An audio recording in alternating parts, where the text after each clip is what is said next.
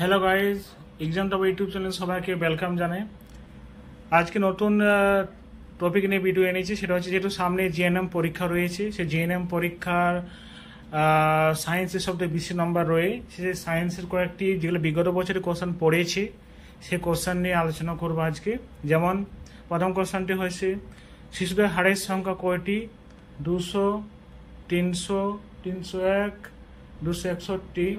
উত্তর হবে এখানে 300টি। ঠিক আছে।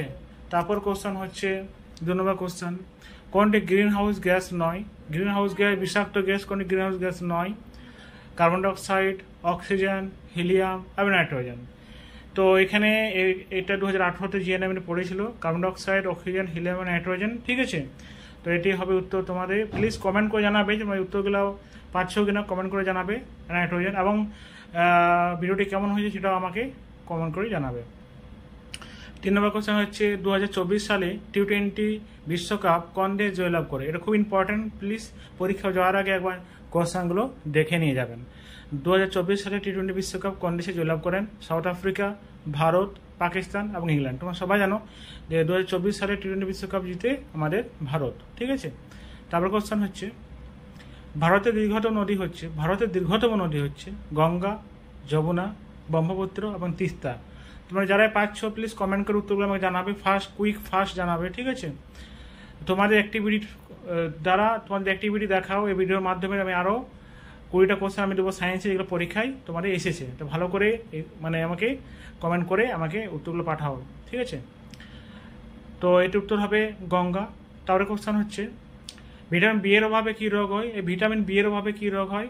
যক্ষা আছে, বেরিবেরি, ডায়রিয়া, গলগণ্ড। ভিটামিন বি এর অভাবে কী রোগ হয়? বি এর অভাবে রোগ হয় বেরিবেরি রোগ হয়। ঠিক আছে। এটা বেশিরভাগ বাচ্চাদের দেখতে পাওয়া যায়। বেরিবেরি রোগ, পা হাত ব্যাকা এসবে, হাড়ের দুর্বলতা দেখা যায়, বেরিবেরি রোগ ভিটামিন বি এর অভাবে এটা হয়ে থাকে। তারপর কোশ্চেন হচ্ছে, দুধে কোন ভিটামিন থাকে না? দুধে কোন ভিটামিন থাকে না?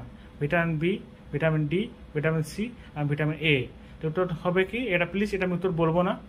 এটি খুব একটা ইম্পর্টেন্ট কোশ্চেন, এটি পরীক্ষায় প্রায় দেখা যায় জিএনএম পরীক্ষায় দুধে কোন ভিটামিন থাকে না। তো প্লিজ এটা কমেন্ট করে আমাকে জানাবে। 6 নম্বর দাগের কোশ্চেনটা, দুধে কোন ভিটামিন থাকে না।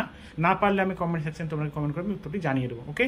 তারপর কোশ্চেন, ভিটামিন ডি এর অভাবে কি রোগ হয়? ভিটামিন ডি এর অভাবে কি রোগ হয়? রিকেট, স্কারভি, যক্ষা, বেরিবেরি। ভিটামিন ডি এর অভাবে, ঠিক আছে, বাচ্চাদের বেশি এই রোগটা দেখা যায়, সেটা হচ্ছে রিকেট রোগ দেখা যায়। ঠিক আছে।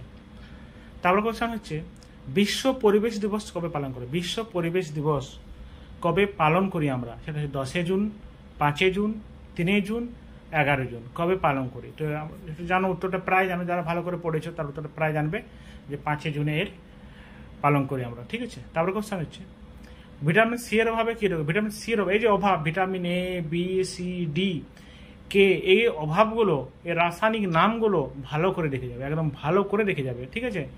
যে রাসায়নিক নামও দিতে পারে, ভিটামিন কী কী রোগ হয়, যেহেতু তোমাদের জিএনএম বোর্ডে এসব ব্যাপারে তোমাদের কোশ্চেন বেশি দেওয়ার চান্স রয়েছে, এসব কোশ্চেনে তোমাদের দেবে। তো ভালো করে এগুলো দেখে যাবে। ঠিক আছে। ভিটামিন সি এর অভাবে কী রোগ হয়?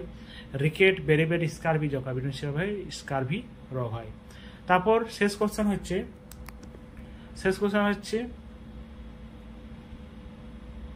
10 নম্বর কোশ্চেন, ভিটামিন সি কোন খাবারে বেশি পাওয়া যায়? কয়েকটা ইমেজ দেওয়া আছে, সেই ইমেজগুলোর মাধ্যমে তোমাকে বলতে হবে যে কোন খাবারটিতে ভিটামিন সি প্রচুর পরিমাণে পাওয়া যায়। এখানে অনেকগুলো রয়েছে। একটা রয়েছে পালক আছে একটাতে, একটা আপেল রয়েছে, একটা গাজর জুস, আর একটা রয়েছে নেবু, পাতিলেবু, তরমুজ, এসব রয়েছে। ঠিক আছে।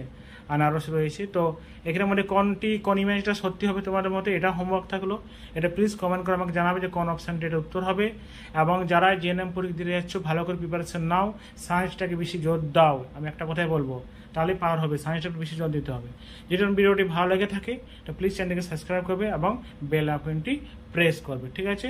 জয় হিন্দ, বন্দে মাতরম।